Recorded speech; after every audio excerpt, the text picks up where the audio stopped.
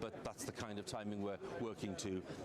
And in the meantime, of course, a sharp eye is being kept on all of this across the UK. Yes, we're in the middle of the Westminster bubble here, but what happens here in Downing Street will have a huge impact, of course, as well in terms of politics and policy across the UK. So with that in mind, we're going to cross to Bute House in Edinburgh, where Scotland's First Minister, Nicola Sturgeon, has been making her views clear about what's been going on and talking to BBC Scotland's political correspondent, Phil Sim.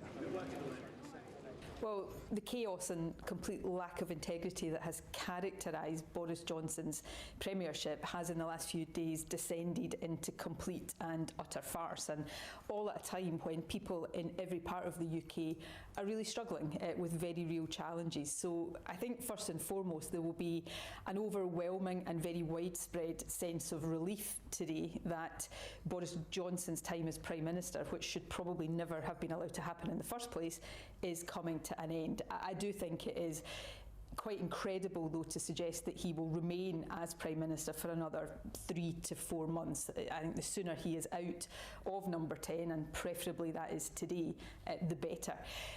For Scotland, though, we're going to see in the next few months one Prime Minister that we did not vote for, replaced by yet another Prime Minister that we did not vote for and would not vote for, even if given the chance. This is about so much more than one individual. For Scotland, the Westminster system doesn't represent our best interests, and that is why we don't just need a change of Prime Minister or a wider changing of the guard at Westminster. I think Scotland needs a permanent alternative to Westminster, which is why the independence choice is so necessary. So you say you shouldn't stay on as an interim Prime Minister. Does that mean Dominic Raab would be your man for the job? Well, I wouldn't choose any of the Conservatives as Prime Minister. I wouldn't choose to have a Conservative government. Scotland hasn't chosen to have a Conservative government.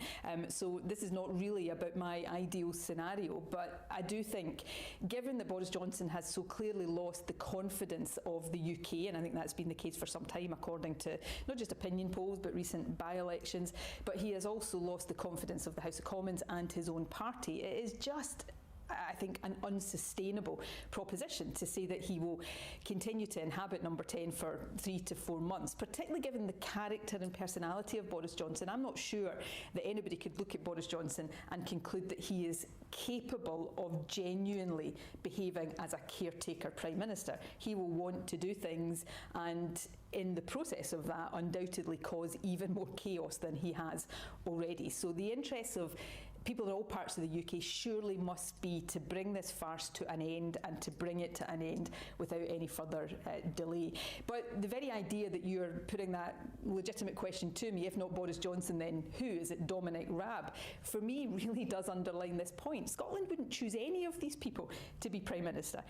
And that's the problem here. We're looking at this Westminster system and the chaotic Westminster system that it's become, and it doesn't represent what Scotland, or a majority of people in Scotland, want, believe or value, and that's not going to change with the departure of Boris Johnson. The Westminster system is broken, and it's that system that we need an alternative to for Scotland, because inherent in it is a very, very profound democratic deficit.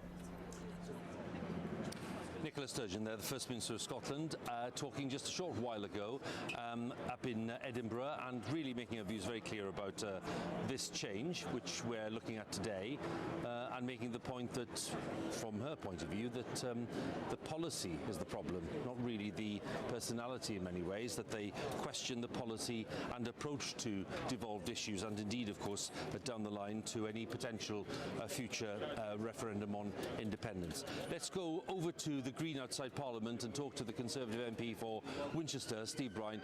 Steve, very good morning to you. Thanks for joining us. Would you be happy for the Prime Minister to stay on in Downing Street for another few months?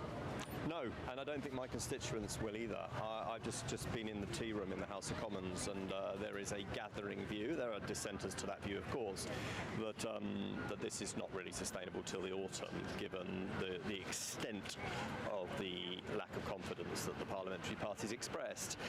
But so it's not really for the Prime Minister to set that timetable, to be honest.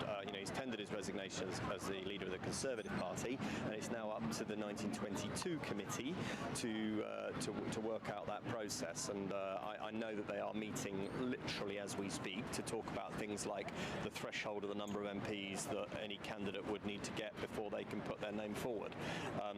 We can't just have wacky races of 20 candidates here. We need those that are serious about being the next Prime Minister and actually have a chance of doing so and doing so credibly. What are you saying to colleagues of yours, such as Chris Philp, who was talking to us right in that spot just a few minutes ago, saying that there was no problem if the Prime Minister was just sort of, caretaker in a sense for the next few months until a new leader was in place, that people would understand that, voters would understand that. You reject that case? Well, I was standing right next to Chris when he said it. I mean, look, this is not looking after a Championship football club. This is no disrespect to a Championship football club. This is the government of the country. This is the Prime Minister. And I mean, just listening, and I did catch the end of that interview there with the First Minister of Scotland, who of course wants to make this about, who knew, her pet subject, which is let's get out of the UK. If ever there was reason to get a grip and get things together, there's a really flashing example, isn't there, that you just heard there from Nicola Sturgeon.